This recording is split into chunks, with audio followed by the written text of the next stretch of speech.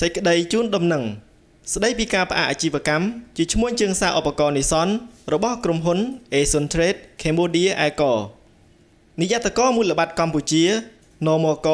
សូមជម្រាបជូនដំណឹងដល់សាធារណជនទាំងអស់ជ្រាបថា NOMOC បានសម្រេចផ្អាកអាជីវកម្មជាឈ្មោះជើងសារឧបករណ៍ Nissan របស់ក្រុមហ៊ុន Asian Trade Cambodia Agro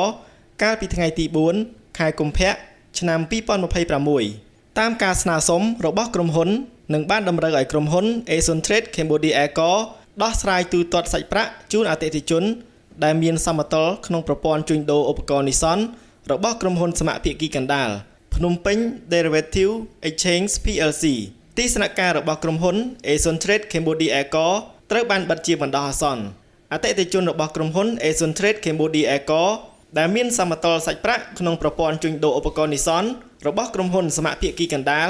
ភ្នំពេញ Derivative Exchange PLC អាចបន្តដោះស្រាយតាមកាលវិភាគទូទាត់ដែលក្រុមហ៊ុន Asian Trade Agro បានជូនដំណឹងដល់អតិថិជន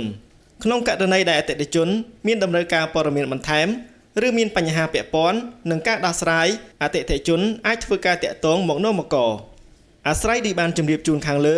សូមសាធារណជនទាំងអស់ជ្រាបជាព័ត៌មានថ្ងៃច័ន្ទ7រោចខែមិញឆ្នាំម្សាញ់សពស័កពុទ្ធសករាជ2569រាជធានីភ្នំពេញថ្ងៃទី9ខែកុម្ភៈគ្រិស្តសករាជ2026នាយកកមូលបត្រកម្ពុជា